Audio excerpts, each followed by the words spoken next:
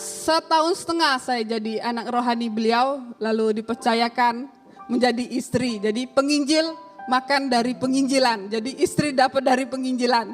Saya menikah Juni 2014. Beliau statusnya duda, istri yang sebelumnya waktu Islam sudah meninggal, punya 3 orang anak laki-laki, dikasih nama Fikri Khomeini, Saddam Hussein, dan Muammar Gaddafi. Menikah sama saya ini kerinduan pengen dapat anak perempuan. 3 tahun menikah juga belum dikasih keturunan. Sampai akhirnya ada salah satu hamba Tuhan menyarankan saya untuk pulang ke Bangka minta restu orang tua. Saya pikir ada benarnya juga. Alkitab juga bilang harus tetap menghormati orang tua, walaupun orang tua saya itu sampai sekarang masih ketakutan sama saya. Jadi saya pulang ke Bangka, waktu itu saya sendirian karena Pak Sudin Ibrahim lagi pelayanan di Taiwan. Saya pulang 3 hari, saya bilang maksud kedatangan saya ke orang tua saya bilang kami pengen punya keturunan, saya bilang minta restu. Akhirnya orang tua saya mengikhlaskan saya balik ke Jakarta. Sampai di Jakarta itu saya bosan karena selama ini mendampingi beliau jadi asistennya.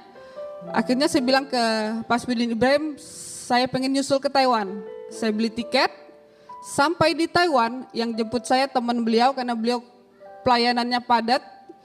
Sepanjang perjalanan menuju hotel itu teman ini, karena teman ini asli orang Taiwan, dia tanya saya, sudah berapa tahun nikah? Saya bilang, sudah 3 tahun. Udah punya anak belum? Belum, saya bilang, memang pergumulan kami, beliau pengen anak perempuan. Lalu teman ini nyeletuk, dokter kandungan di Taiwan ini bagus, Inul pernah pakai, dia bilang gitu.